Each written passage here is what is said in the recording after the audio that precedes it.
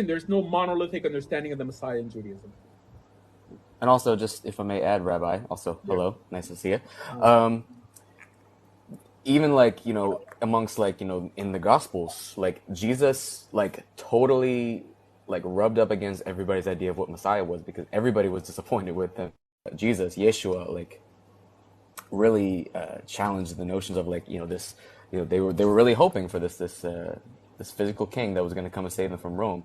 But Jesus, like you mentioned, it was closer to the ideas of what the Kabbalah or kind of espouse. Yeah.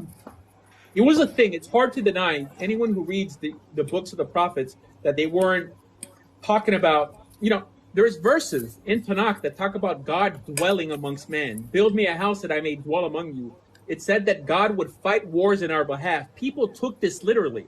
To assume that people back then were philosophical on the level of Maimonides is silly. We were dealing with primitive men who have primitive minds, okay? And this is how they viewed this Ubermensch, this special individual that they believed was going to be God himself, right? Maybe even the angel of God, right? So, which in the vast majority of times is an avatar of God himself. These are things that many rabbis won't talk about because they make it seem like even before the destruction of the temple, the Jews back then had this monolithic understanding of the Messiah. There is no monolithic understanding of the Messiah. There's no notion in the Torah that we even anoint kings. So this notion that Judaism now, or the Torah, revolves around some king is a much, much later notion. The Torah only talks about anointing priests, right? That's all it says. And the Torah doesn't revolve around a Messiah. It revolves around a good God and his ethical will for humanity. That's it, and that's all. So the notion of the Messiah, especially how it's understood today, is a later developed idea. If you ask Maimonides, where in the Torah do you find the Messiah? He ties it to the end of Deuteronomy chapter 18, where God allows us to establish a king for ourselves. Yeah. If I may, I'm going to have to disagree with you because I think that it comes up earlier in the Torah. Because, from my understanding, it goes all the way back to Bereshit when God curses the serpent. And you may have heard this argument before. But like when he tells Eve, Hava, that you will, a seed will come from you. And he tells the servant, like, you will bruise his heel and he will crush your head. I think that's the first, I would argue that's the first, like, mention of. Yeah, but would you argue whether that's explicit? Well, again, like a lot of things in the. No, it's a foreshadowing, right? Yeah. All right, so Maimonides' explanation sounds a little more plausible, being that the rabbis or the judges instituted the idea of anointing kings and the Messiah is a king, and the only instance in the Torah that it talks about a king mainly is Deuteronomy. That has to be a concrete, if God is going to judge Israel against anything, he's going to judge them against an actual law, right? Because he says in Deuteronomy chapter 28, verse 29, that the secret things are for God, and only what he has revealed is for us and our children to do. Meaning that things that are cryptic, foreshadowings, what we call sod and remez, you can accept it, like from a devotional perspective. I have no issue with you, assuming that you were Jewish and you kept Torah. I have no issue with you believing Jesus is the Messiah. No issue at all. And I don't think God cares.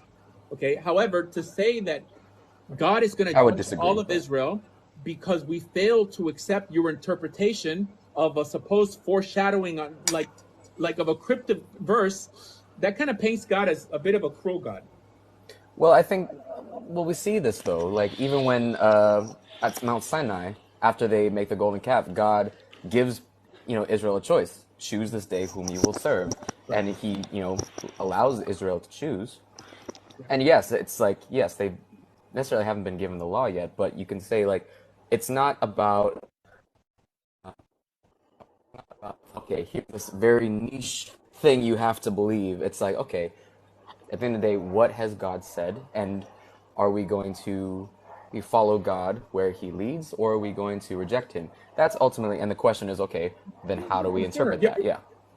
But is he leading, okay, with that example, is that a form of leadership? Because to serve God means only one thing in the Torah, right? To serve means to keep his commandments, right? Do what he tells us to do. And they're quite explicit. He says that he either blesses us or curses us on the basis of keeping and not keeping laws. As you know, there's no specific law to even believe in a Messiah, right? A specific law.